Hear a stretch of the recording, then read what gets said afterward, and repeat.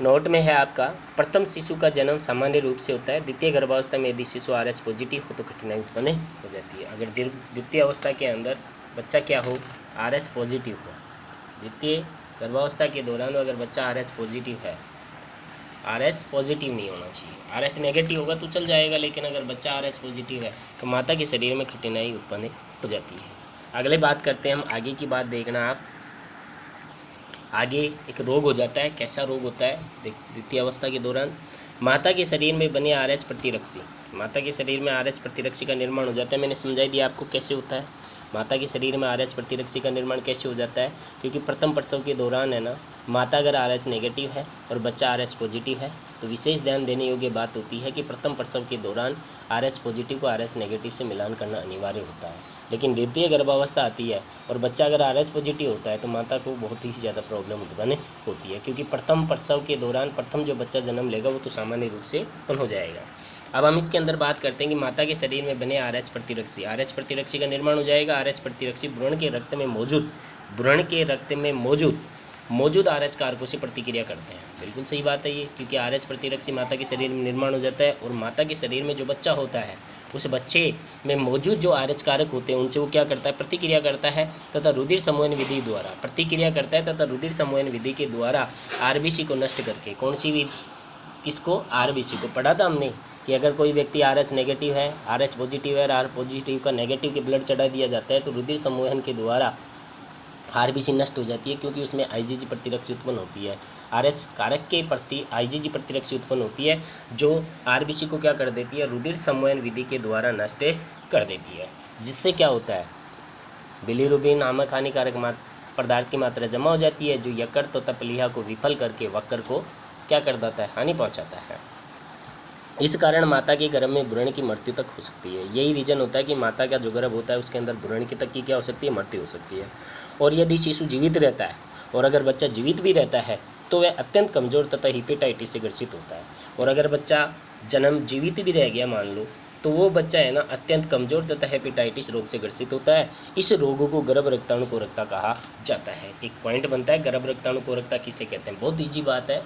जब माता, गर्भ रक्ताणु कोरकता किसे कहते हैं, माता है वो RH नेगेटिव है और उसके शरीर में बच्चा है वो RH पॉजिटिव है, तो RH प्रतिरक्षी का निर्माण हो जाएगा माता के शरीर में। हमें पता है RH प्रतिरक्षी का निर्माण हो जाएगा, तो ये RH प्रतिरक्षी माता के शरीर में नेगेटिव है और बच्चा क्या है, पॉजिटिव है, बच्चा पॉजिटिव है।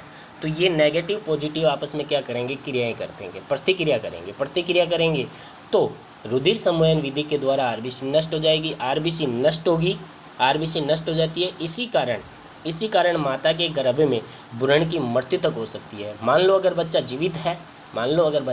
जीवित रहता है तो वो बच्चा अत्यंत कमज़ोर तथा हेपेटाइटिस रोग से ग्रसित होता है। इसी रोग को हेपेटाइटिस यानी गर्भ रक्ताणु कोरकता कहा जाता है। तो ये रोग समझ में आ गया होगा आपको, ये रोग कैसे फैलता है, गर्भ रक्ताणु कोरकता रोग किस कारण फैलता है, समझ में आ ही गया होगा आपको। गर्भ रक्ताणु कोरकता जो रोग होता है, गर्भ रक्ताणु कोरकता रोग के बारे में फिर से मैं बता देता हूँ आपको।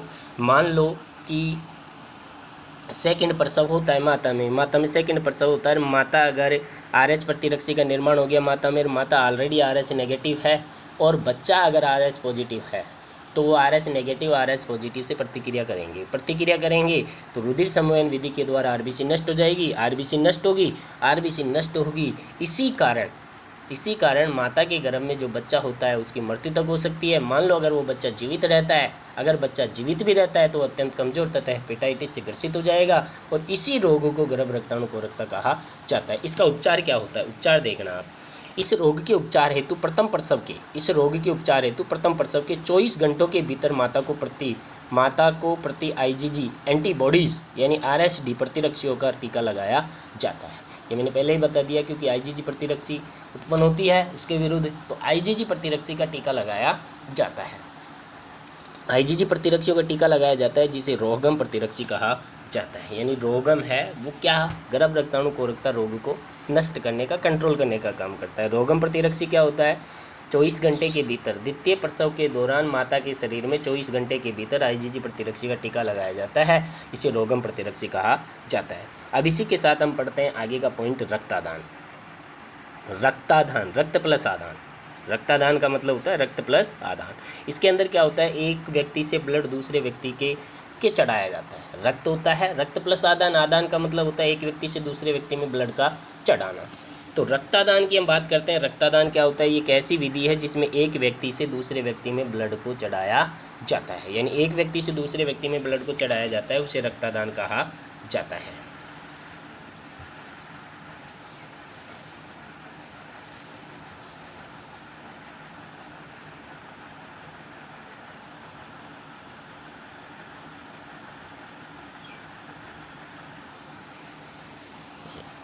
रक्तादान क्या होता है, रक्त प्लस आदान, ये एक ऐसी विधि होती है जिसमें एक व्यक्ति से दूसरे व्यक्ति में रक्त, प्लेट्स तथा प्लाज्मा आदि का स्थानांतरण किया जाता है। रक्तदान किसे कहते हैं, रक्तदान एक ऐसी विधि होती है जिसमें एक व्यक्ति से दूसरे व्यक्ति में रक्त, प्लेट्स और प्लाज्मा का स्थानांतरण किया जाता है, उसे रक्तदान कहा जाता है। समझ में आ गया होगा रक्तदान किसे कहते हैं, बहुत ईजी बात है।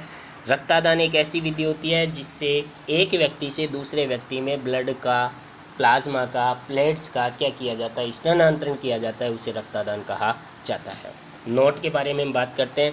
सर्वप्रथम रक्तदान, सबसे पहले रक्तदान, पहली बात तो ये आती है कि रक्त को परिभाषित करने वाले वैज्ञानिक का नाम बताओ। 1901 के अंदर कार्ल लैंडस्टीनर ने रक्त को विभिन्न भागों में परिभाषित किया था, विभिन्न भागों में बांटा था। कहने का मतलब रक्त को विभिन्न भागों में बांटा। तो 4 समूह हमने पढ़े थे, ए बी और ओ ब्लड ग्रुप हमने पढ़ा था। तो ये किसने विभिन्न भागों में बांटा था, 4 समूहों में ए बी ओ समूहकरण किसमें बांटा था, कार्ल लैंडस्टीनर ने 1901 के अंदर रक्त को विभिन्न भागों में बांटा था। अब हम बात करते हैं कि सर्वप्रथम रक्तदान, यानी सबसे पहले रक्तदान को किसने परिभाषित किया। सर्वप्रथम रक्तदान 15 जून 1667 को, 15 जून 1667 को सर्वप्रथम रक्तदान 15 जून 1667 को फ्रांस के चिकित्सक, फ्रांस का एक चिकित्सक था doctor Jean Baptiste Denis, France का एक चिकित्सक था जिसका नाम था डॉक्टर जीन बैप्टिस्ट डेनिस द्वारा संपादित किया गया था। सबसे पहले रक्तदान किस वैज्ञानिक के द्वारा किया गया था, 15 जून 1667 को फ्रांस के चिकित्सक डॉक्टर जीन बैप्टिस्ट डेनिस के द्वारा किया गया था। किसमें किया गया था, जानवरों से मनुष्य में चढ़ाया गया था। इन्होंने 15 वर्षीय बालक में, इन्होंने कैसे उदाहरण भी दिया है कि इन्होंने 15 वर्षीय बालक में भेड़ के रक्त से, 15 वर्षीय बालक में भेड़ के रक्त से रक्तदान करवाया था। यानी किससे रक्तदान करवाया था, 15 वर्षीय बालक था जिसमें भेड़ के रक्त को 15 वर्षीय बालक के अंदर चढ़ाया था।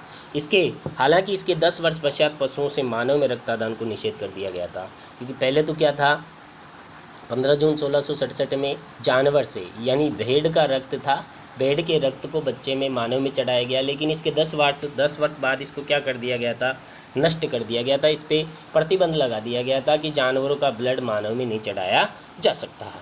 तो ये बात थी रक्तदान की। रक्तदान समझ में आ गया होगा किसे कहते हैं रक्तदान। रक्तदान एक ऐसी प्रक्रिया होती है जो एक व्यक्ति से दूसरे व्यक्ति में ब्लड को यानी रक्त, प्लाज्मा और प्लेट्स का स्थानांतरण किया जाता है, उसे रक्तदान कहा जाता है। सबसे पहले रक्तदान किसने किया, डॉक्टर जीन बैप्टिस्ट डेनिस ने किया था।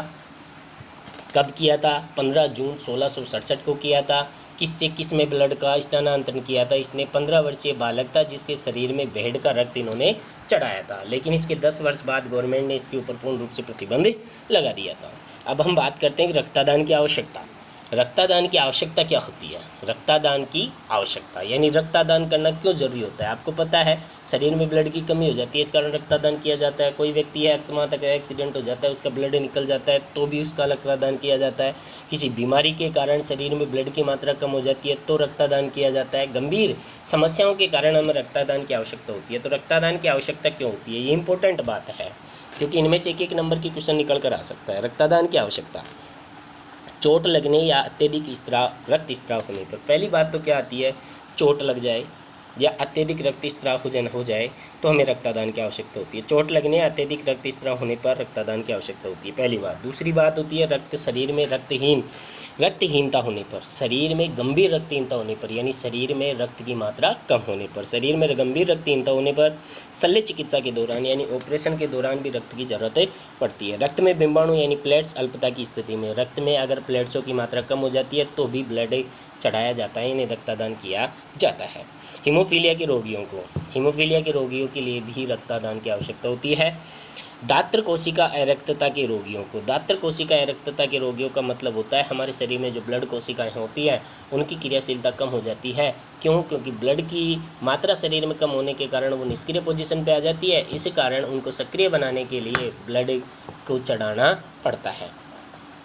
तो रक्तदान की आवश्यकता 6 तरीके से थी। पहली बात है चोट लगने या अत्यधिक रक्त होने पर, चोट लगने या अत्यधिक रक्तस्राव होने पर, शरीर में गंभीर रक्तहीनता होने पर, शल्य चिकित्सा के दौरान, रक्त में बिंबाणु यानी प्लेट्स अल्पता की स्थिति में, हीमोफीलिया रोगियों को, दात्र कोशिका अरक्तता के रोगियों को, इनके कारण हमारे शरीर में किनकी रक्त की आवश्यकता होती है। यानी रक्तदान इसीलिए किया जाता है। आपको पता है ही आर एच फैक्टर हमने पढ़ लिया। आर एच फैक्टर की खोज सबसे पहले मकाका रिसस नामक बंदर में की गई थी। मकाका रिसस नामक बंदर में आर एच फैक्टर की खोज की गई थी।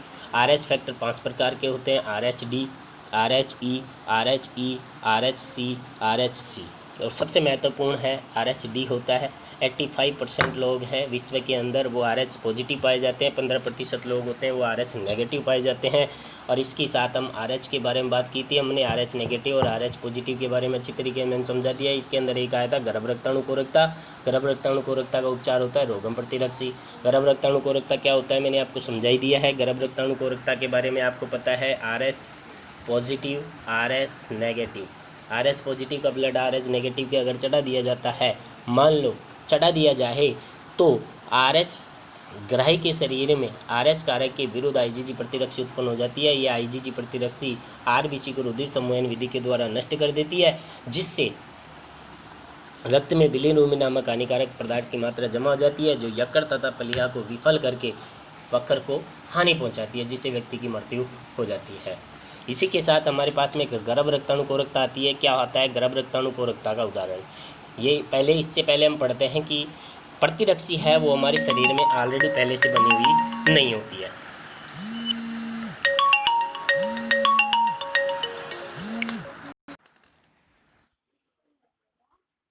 हाँ जी।